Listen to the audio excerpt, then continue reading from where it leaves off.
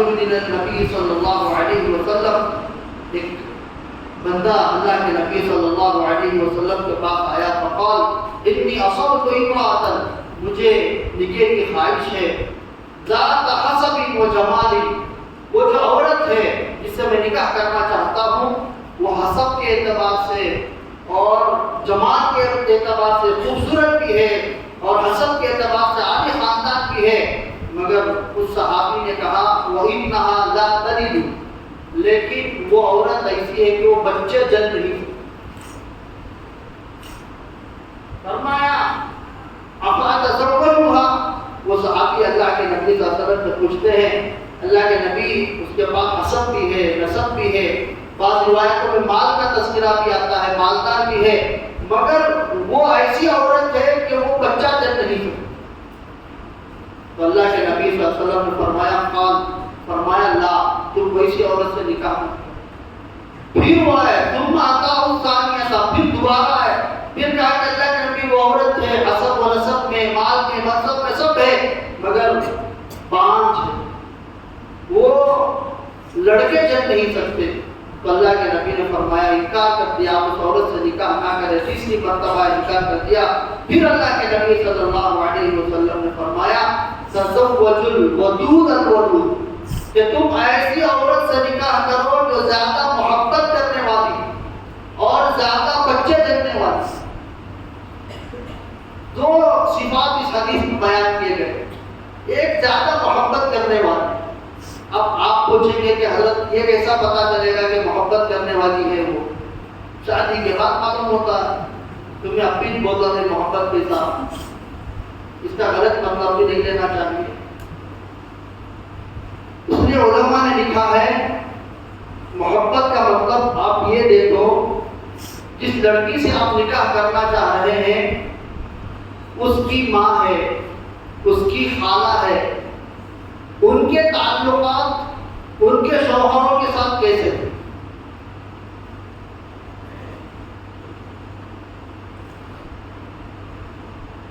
سمجھ میں میری بات؟ لڑکی سے آپ نکاح کرنا چاہتے ہیں اور اللہ کے نبی نے فرمایا تزوج الودود، محبت کرنے والی سے تم کیا کرو؟ نکاح کرو۔ جس لڑکی سے آپ نکاح کر رہے ہیں اس کے خالہ کو دیکھو، اس کی ماں کو دیکھو، اس کے خاندان کی عورتوں کو دیکھو کہ وہ ان کے شوہروں کے ساتھ کیسے ہیں، میل ملاپ ہے، محبت ہے، ہم جانتے ہیں وہ بندے کو ہم جانتے ہیں وہ اپنی بیوی سے خوش ہے، تو سمجھو کہ یہ عورت کے اندر بھی وہی نیچر آئے گا، وہی صفات آئیں گے، یہ بھی اپنے شوہر کو محبت ہے۔ دوسری بات فرمایا الولود، اور وہ بچے جننے والی بھی ہو۔ اب آپ پوچھیں گے بچے جننے والی ہو یہ کیسے معلوم ہوگا؟ لیکن یہ بات ہی معلوم ہوتا ہے کہ بچہ جنے گی یا نہیں جنے گی۔ تو اس پر بھی علماء نے یہی لکھا ہے کہ ہم دیکھیں گے کہ جس لڑکی سے آپ نکاح کر رہے ہیں اس کی ماں کو کتنے بچے ہیں، یہ کتنے بھائی بہن ہیں، اگر ان کا کنبہ بڑا ہے 5 لوگ ہیں 6 لوگ ہیں، اور پھر ہم دیکھیں گے اس لڑکی کے خالہ کو کتنے بچے ہیں، تو اس لڑکی کے ننیال سے جو لوگ آتے ہیں ان سے کتنے بچے ہیں، تو اندازہ لگ جائے گا کہ ان کے خاندان میں بچوں کی کثرت ہے۔ سمجھ میں میری بات؟ تو اللہ کے نبی صلی اللہ علیہ وسلم نے فرمایا عورت کا انتخاب کرنا ہے تو 2 چیزیں، تزوج الودود، محبت کرنے والی اور زیادہ بچے جننے والی عورت سے نکاح کرو۔ فإنی مکاثر بکم الامم، کیونکہ قیامت کے دن تمہاری کثرت تعداد کے ذریعے دوسری امتوں پر فخر کرو۔ نکاح کا ایک مقصد یہی ہے کہ ہمیں نسل کی اس میں جو ہے بڑھوتری ہو جائے۔ اللہ کے نبی صلی اللہ علیہ وسلم نے فرمایا کہ قیامت کے دن میں فخر کروں گا کہ میری امت کے اتنے سب ہو گئے، عورت جتنے بچے جنے گی تو اس کے لیے اجر و ثواب بھی زیادہ ہے، اور اللہ کے نبی نے فرمایا کہ زیادہ بچے جننے والی ہے تو قیامت کے دن اس عورت پر میں بھی فخر کروں گا، اس عورت کی وجہ سے میری امت میں اضافہ ہوگا۔ تو اسی لیے کہ عورت کا انتخاب کرنا ہے تو ایک محبت کرنے والی، دوسرا زیادہ بچے جننے، اور تیسری بات دوسری حدیث میں اللہ کے نبی صلی اللہ علیہ وسلم نے فرمایا تنکح المرأة لأربع،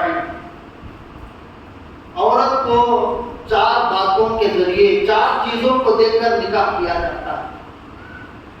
لمالہا مال کو دیکھ کر لوگ نکاح کرتے ہیں.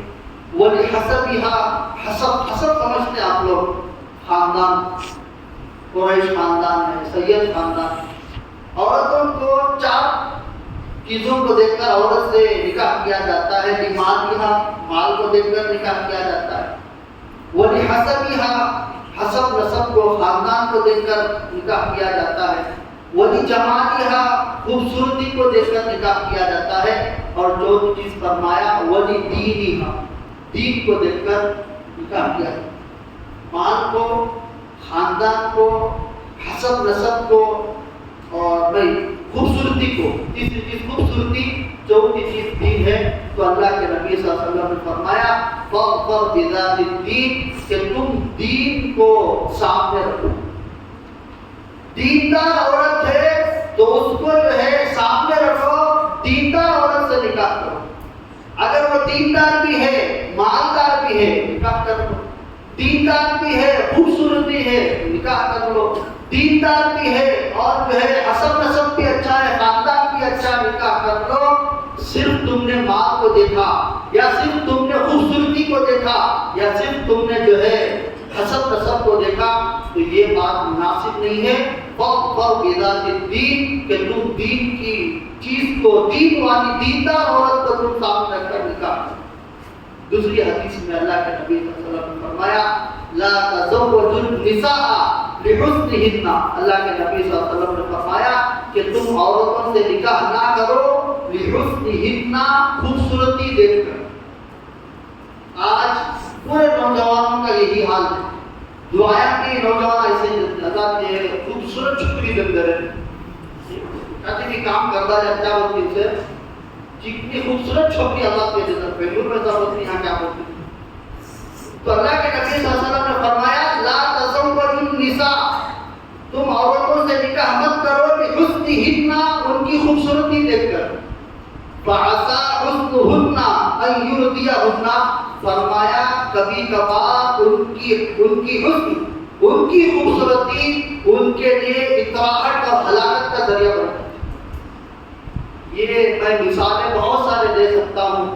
لوگ خوبصورتی کے لیے نکاح کر لیا، دینداری نہیں ہے، اخلاق نہیں ہے، وہ خوبصورت عورت بد چلن ہے، بعد میں افسوس کرنا پڑ رہا ہے. اللہ کے نبی نے فرمایا تم عورتوں کو بنیاد مت بناؤ کہ ان کا حسن کو لحسنہن فعسى حسنہن ان یرضیہن قریب ان کا حسن جو ہے ان کی ہلاکت کا ذریعہ بن جائے. ولا تزوجوهن لاموالهن فرمایا کہ تم عورتوں سے نکاح مال کی وجہ سے مت کرو. مال دیکھا وہ بلڈنگ ہے ان کے ابا جو ہے جائیداد والے. یہ تو ایسا ہے آگے میں جہیز کے عنوان پر بتاؤں گا، وقت کافی ہو جائے گا تاکہ میں حدیث کو اللہ کے نبی صلی اللہ علیہ وسلم نے بتایا. میری منشا بھی وہی ہے، جو حدیث ہے ان کو آپ کے سامنے رکھ دو، آپ اس پر فیصلہ کرو. اب میں اس پر تفصیل کروں گا تو بات کافی ہو جائے گی. فرمایا ولا تزوجوهن لاموالهن کہ تم عورتوں کو مال دے کر نکاح مت کرو. فعسى اموالهن ان تدریہن اللہ کے نبی صلی اللہ علیہ وسلم نے فرمایا ان قریب ان کا مال انہیں سرکش بنا دے. بیوی مالدار ہے کہ میں ہمارے ابا یہ، ہمارے ابا وہ، ہمارے دادا ایسے، تو تمہیں گویا کہ سرکش اور نافرمان بن جائے. ولیکن تزوجوهن آگے کی بات بڑی بہترین بات ہے. اللہ کے نبی نے فرمایا لیکن تم جب نکاح کرو اگر دین کو ترتیب. لڑکی نماز پڑھتی ہے، لڑکی روزے رکھتی ہے، لڑکی دیندار ہے، تو فرمایا کہ تزوجوهن علی الدین کہ دین پر تم عورتوں کو نکاح کرو. آگے عجیب روایت میں فرمایا وَلَأَمَةٌ سَوْدَاءُ خَرْقَةٌ ایسی باندی جو کالی ہو. سودا مطلب کالی. خرقہ اس کا مطلب کان کٹی. اس زمانے میں باندیوں میں کان کو کاٹ دیا جاتا تھا، غالباً ان کو نشان لگایا جاتا تھا کہ یہ غلام.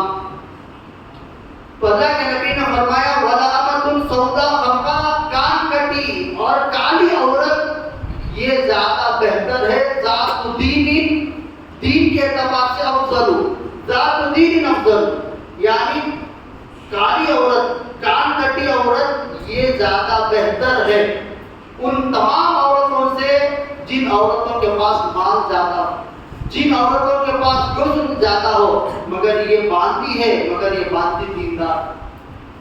فرمایا کہ ایسی باندھی جو کالی ہے، کروٹی ہے، کان کٹی ہے، اس سے نکاح کر لو، یہ باندھی ان تمام عورتوں سے افضل ہے، کیونکہ اس کے پاس کیا ہے؟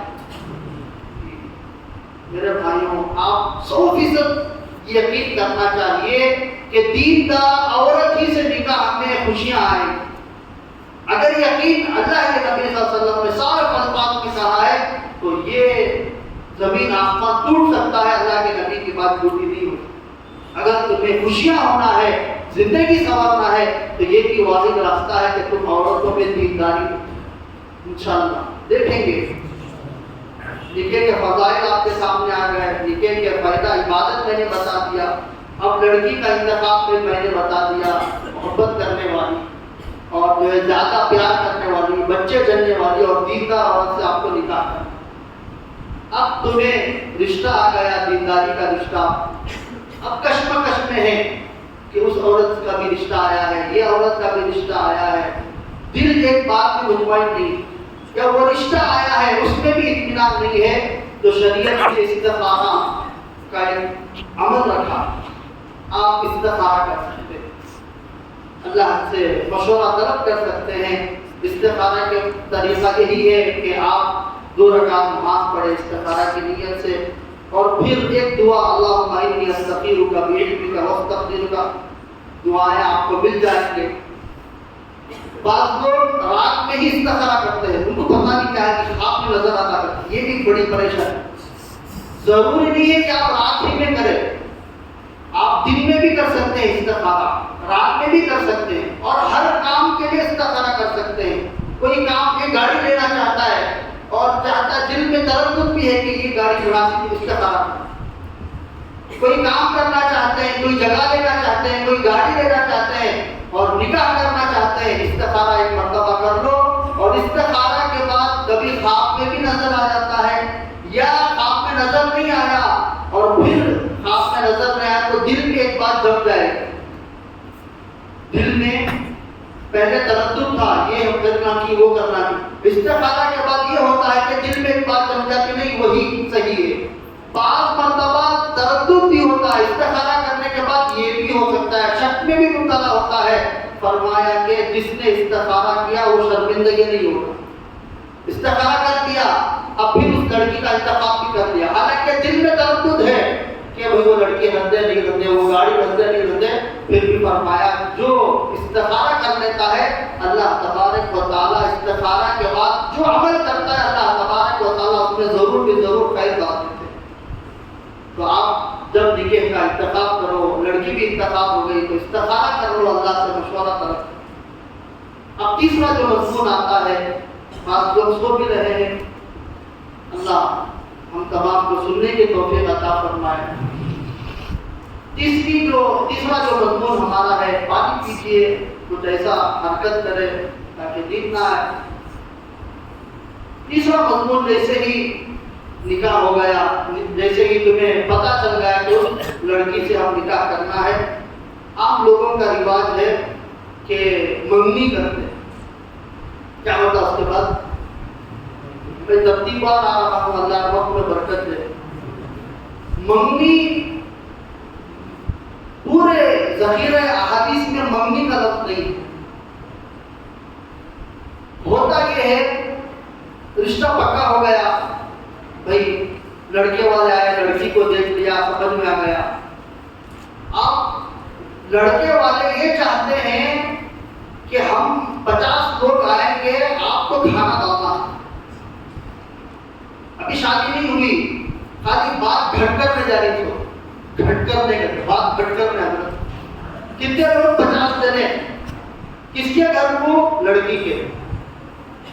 مجھے رونا بھی آتا ہے، ہمارا دکان ٹانی روڈ ہی میں والد صاحب کا دکان ہے، ایک عورت آئی، اس کو کچھ پیسوں کی ضرورت تھی، رو رہی تھی، اس کو والد صاحب نے کچھ پیسے دے دیا، ایسا ہی تھوڑی دیر کھڑی تھی، والد صاحب کو پتہ نہیں کیا ہوا کہ پوچھا کہ بیٹی تمہارا نکاح ہو گیا، اس نے ٹاٹی روڈ کی گالی دی، بنگلور کی گالی ایک آتی ہے بہت بڑی، لے کر کہا کہ میری عمر شاید 30 سال ہو گئی، 4 لڑکے والے میرے گھر کو آئے، کھائے پیے اور چلے گئے، میرے سے رشتہ نہیں ہوا۔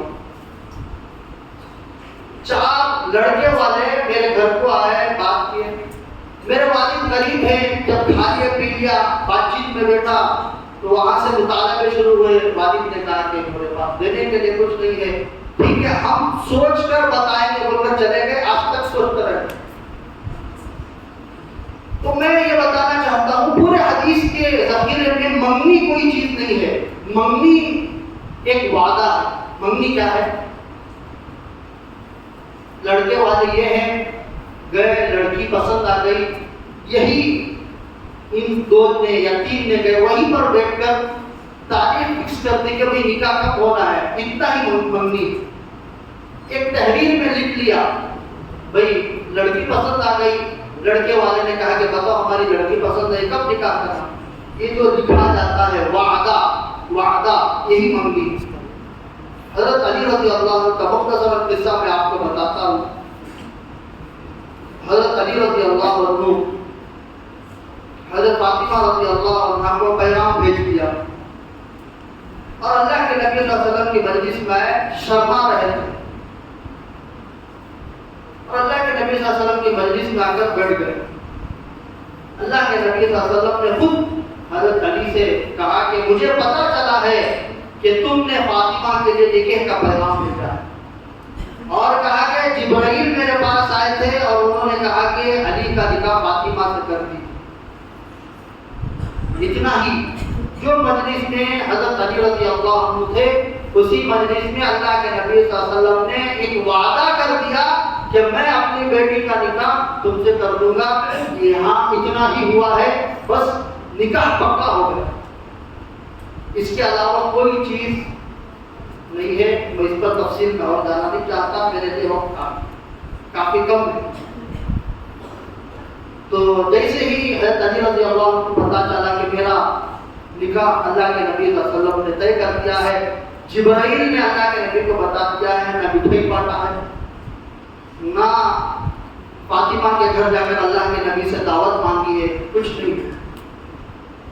اب لڑکی پسند آ گئی اور منگنی کے نام سے وعدہ بھی ہو گیا۔ اب شریعت نے کہا کہ تم ایک مرتبہ اس لڑکی کو دیکھ سکتے ہو۔ یہ بھی ایک بڑا، یہاں کا مجھے پتا نہیں، بنگلور کا حال یہ ہے، منگنی کے بعد لڑکا لڑکی کو ملا دیتے ہیں، وہ ڈیٹ کرتے ہیں، ڈیٹ کے نام سے جاتے ہیں، اور اتنا برا حال شہروں میں ہے آج، مجھے نہیں پتا، لیونگ ریلیشن شپ، یعنی شادی سے پہلے ملا جاتا ہے تاکہ دونوں کی انڈرسٹینڈنگ مل جائے۔ انڈرسٹینڈنگ نہیں ملے گا، انڈر ہو جائے گا، کیونکہ مرد جو ہوتا ہے اس کے مزاج میں مجھے ایسا لگتا ہے ٹھرکی پر ہوتا۔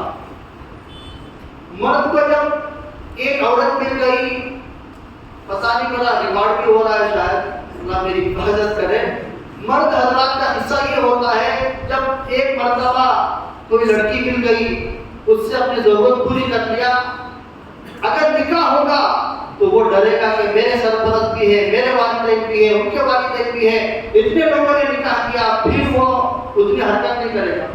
اگر ان کو لیونگ ریلیشن شپ میں اگر وہ چلے گئے اور آپس میں محبت ہو گئی تو چند دن کے بعد لڑکا خود کہے گا کہ بھئی ہمارے میوچل انڈرسٹینڈنگ نہیں ہے ہمارے گھر میں،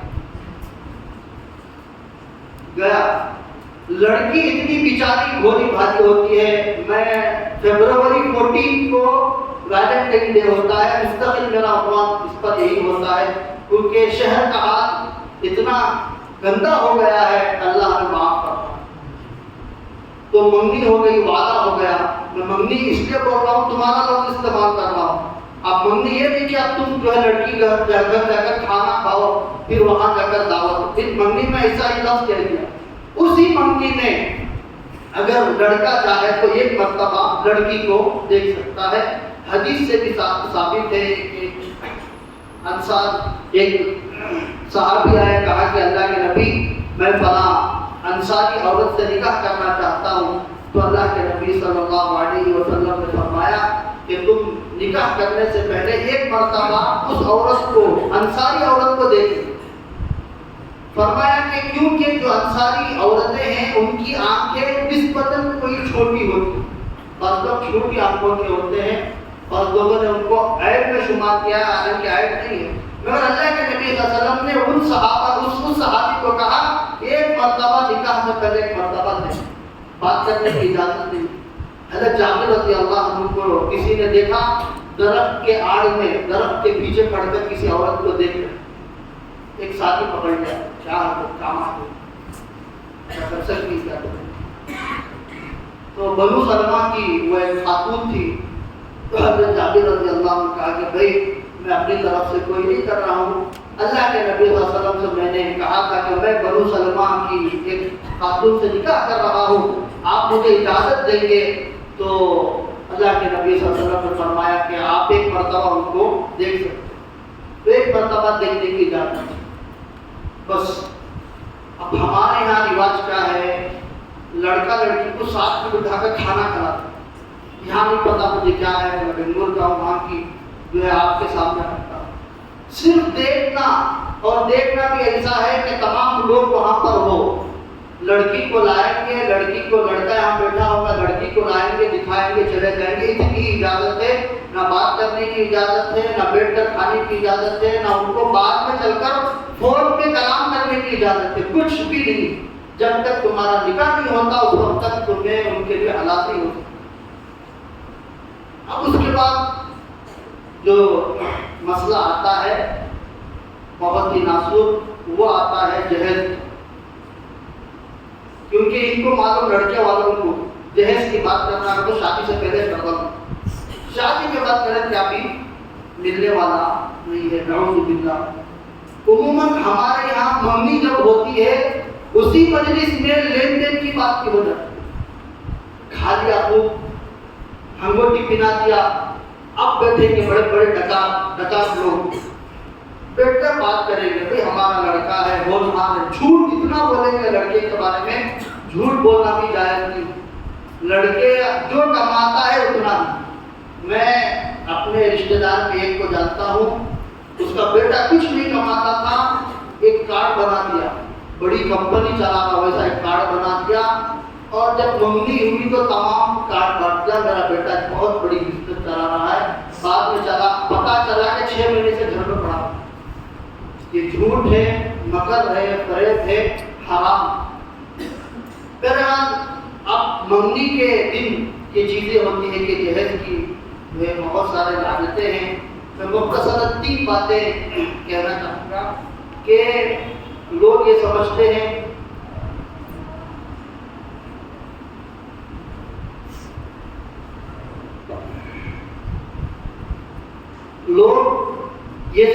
ہیں کہ جہیز جائز ہے۔ ان کی دلیل کیا ہوتی ہے کہ اللہ کے نبی صلی اللہ علیہ وسلم نے حضرت علی رضی اللہ عنہ کو، فاطمہ رضی اللہ عنہ کو 2 چکیاں، 2 مشکیزیں، ایک چھوٹا سا گدھا، مطلب چھوٹا سا تکیا جسے کہا جاتا ہے، وہ دیا ہے۔ تو لوگ اس سے یہ تعبیر کرتے ہیں کہ جہیز جائز ہے۔ تھوڑا آپ اس پر سمجھے، نوجوان یہاں پر طبقہ بیٹھا ہے، میں ان کو سمجھانا چاہتا ہوں، اللہ کرے میرے دل کی بات ان کے دل تک پہنچ جائے۔ حضرت علی رضی اللہ عنہ کے جو والد ہیں ابو طالب، ان کا انتقال ہو جاتا ہے۔ حضرت علی رضی اللہ عنہ کی جو پرورش ہو رہی ہے وہ اللہ کے نبی خود کر رہے ہیں۔ حضرت علی رضی اللہ عنہ کے والد سرپرست اللہ کے نبی، حضرت فاطمہ کے والد اللہ کے نبی۔ جیسے ہی پتا چلا کہ علی نے فاطمہ کے گھر، میری بیٹی کے گھر پیغام بھیجا ہے، حضرت علی کو اللہ کے نبی صلی اللہ علیہ وسلم نے پوچھا کہ تمہارے پاس کیا ہے؟ اللہ کے نبی میرے پاس کچھ نہیں ہے۔ اللہ کے نبی نے تھوڑا ذہن دوڑایا، کہا کہ تمہارے پاس ایک زرہ ہے۔ زرہ کہتے ہیں جنگ کے میدان میں لوہے کا پہنا جاتا ہے تاکہ تلوار کی وات پر جو ہے لوہے پر پڑ جائے کہ سب کرنا پڑے۔ کہا کہ ہاں اللہ کے نبی وہ جنگ کے لیے ہے، کہا کہ اس کو فروخت کر دو۔ کس کا ہے زنا؟ وہ خود علی کا۔ کون فروخت کرنے کی بات کر رہے ہیں؟ اللہ کے نبی صلی اللہ علیہ وسلم۔ اس کو فروخت کر دیا، تقریباً 500 درہم میں حضرت عثمان رضی اللہ عنہ کو دے دیا۔ اب حضرت عثمان رضی اللہ عنہ کو جب دیا تو عثمان رضی اللہ عنہ نے شاید 500 درہم کو دے دیا۔ اب اللہ کے نبی نے اس پیسے میں، جو پیسے ان کو ملے ہیں، اسی پیسے میں اللہ کے نبی صلی اللہ علیہ وسلم نے مہر بھی باندھا۔ مہر کون باندھتا ہے؟ حضرت علی کو ہی مہر کون باندھتا؟ لڑکا ہی تو باندھتا ہے۔ حضرت علی رضی اللہ عنہ نے اس زرے کے 500 درہم میں مہر باندھا۔ اور یہ جو چیزیں ہیں، چھوٹی موٹی چیزیں، 2 چکیاں، 2 مشکیزیں، جو بھی چھوٹی موٹی گھر کے ساز و سامان ہیں، بعض لوگوں نے کہا ہے کہ حضرت علی رضی اللہ عنہ کے پیسے ہی میں اس کو لیا گیا ہے۔ پھر جہیز کیسا ہوا؟ کیونکہ حضرت علی کا نکاح بھی اللہ کے نبی ہی کو کرنا ہے۔ میری بات سمجھ میں آ رہی ہے؟ حضرت علی کا نکاح کون کرنا ہے؟ کیونکہ اللہ کے نبی ان کے ولی ہیں، سرپرست نہیں ہیں، ان کے والد نہیں ہیں۔ تو حضرت علی کے پیسے ہی کو اللہ کے نبی صلی اللہ علیہ وسلم نے کوئی سامان دیا اور اپنی بیٹی کو دیا، کیونکہ حضرت علی کا پیسہ خود اللہ کے نبی کا ہے، کیونکہ اللہ کے نبی اس کے سرپرست ہے۔ پھر فرمایا، علی کو فرمایا کہ تمہارے پاس مکان ہے؟ کہا کہ اللہ کے پاس، میرے پاس، اللہ کے نبی میرے پاس مکان نہیں ہے۔ ایک انصاریہ کا مکان تھا، اس مکان میں 2 عورتیں آئیں، نکاح ہوا حضرت فاطمہ کو۔ وہ 2 ہی عورتیں جا کر ان انصاری کے کمرے میں جا کر چھوڑ دی۔ یہاں بارات کا سلسلہ نہیں ہے، میں بارات پر بھی بات کرنا چاہوں تو لمبا ہو جائے گا۔ لڑکے والے نکاح کو جب آتے ہیں، بارات لے کر آتے ہیں۔ بارات کا مطلب ہم 200 لوگ آئیں گے، 500 لوگ آئیں گے، نکاح کریں گے، ہم مسجد میں خالی کھجوریں پھینکیں گے، اور تمہاری ذمہ داری ہے کہ تم شادی محل میں ہمارے مہمانوں کو دعوت ڈالنا پڑے۔ تم کیا بات رہے ہو؟ صرف کھجور۔ تمہارے مہمان کو کھلانے کی ذمہ داری کس کی ہے؟ لڑکی والوں کی۔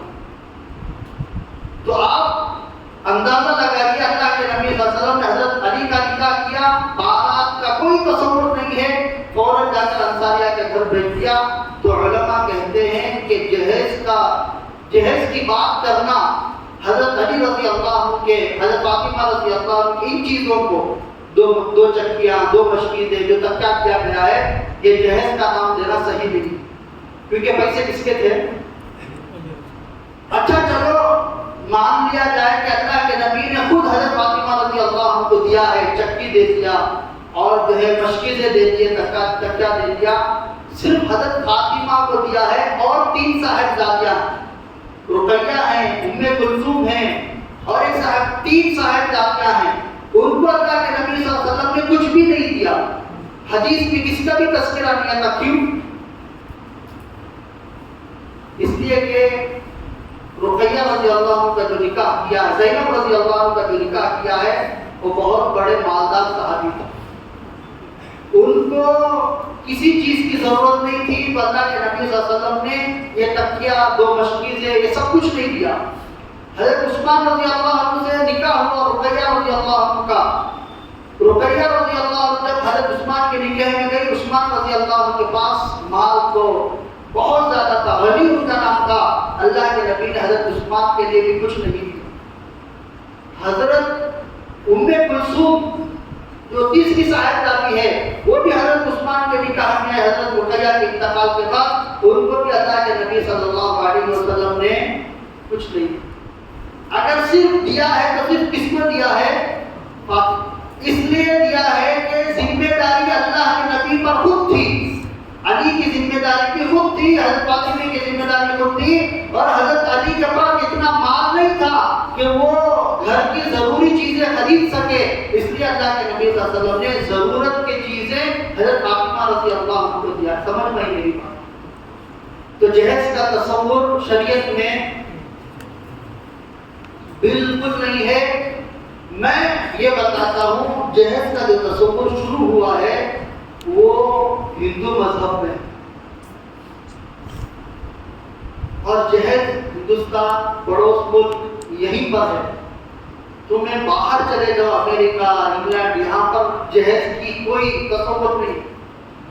ہندوؤں کے یہاں مرنے کے بعد جو میراث تقسیم ہوتا ہے اس میں صرف مرد لڑکوں کا حق ہوتا ہے، لڑکیوں کا حق نہیں. کس کا حق ہوتا ہے؟ ماں باپ مر گئے یا والد مر گیا، اس کے مال کا پورا حصہ ہندوؤں کے یہاں صرف لڑکے کا حق ہوتا ہے. لڑکیوں کو وہ کچھ نہیں دیتے، کیونکہ لڑکیوں کو جو کچھ دینا ہے وہ شادی میں جہیز کے نام سے دے دیتے. اسلام کے اندر یہ بات ہے، انتقال کرنے کے بعد باپ کا انتقال ہو گیا، ماں کا انتقال ہو گیا، جو میت نے جو ترکہ چھوڑا ہے بیٹے کو بھی ملے گا بیٹی کو بھی ملے گا برابر. بیٹی کو کم ملے گا، بیٹے کو زیادہ ملے گا، کیونکہ اس کی ذمہ داری زیادہ ہے، مگر حصہ تو ملے گا بیٹی کو. تو ہندوؤں کے یہاں، غیر مسلموں کے یہاں ہندوؤں کے یہاں ترکے میں کوئی مال لڑکی کو جاتا نہیں ہے، اس لیے جہیز میں پورے کا پورا دے دیتے ہیں. مسلمانوں کے یہاں نہیں ہے. تو یہ جہیز کا یہ جو رسم ہے یہ سراسر ہندوانہ رسم ہے، اس کے علاوہ کچھ نہیں.